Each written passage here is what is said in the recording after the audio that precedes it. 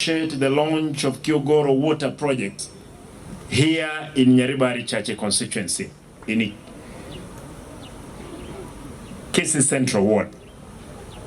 This program is a last mile connectivity effort for the benefit of the residents of this area, courtesy of the county government of Kisii through the Kisii Water and Sanitation Company, GWASCO. The last mile water project is funded by Water Sector Trust Fund, WSTF, to a tune of 19 million shillings. It is important to note that the project came about following a proposal done by GWASCO, reaching out to the Water Sector Trust Fund for the fund to enable water connectivity to more customers in pre-urban areas of Kisii town and its Unveils. The project we are unveiling today seeks to have a new water pipeline network of 9.4 kilometers of assorted diameters, size covering Kiogoro Market to Otamba area, Kiogoro Market to Minyinkwa area, Kiogoro Market to Nyabiuto area, Kiogoro Market to Amariba area. The project will also include the construction of a high-capacity elevated steel reservoir tank and 2 water kiosks, beside purchase of 1,000 associated cold water meter to ease the connectivity to the customers.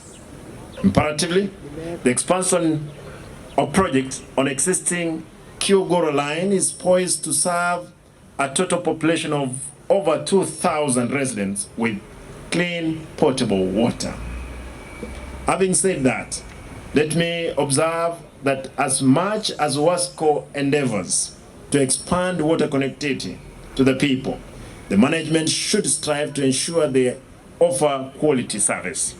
I will not condone, and this is important, I will not condone endless complaints from residents over water shortage and the sewerage overflow in Kisii municipality and its Unveils due to inefficiency. I've seen the new team, Madam Lucy, you put in place. No shortcut.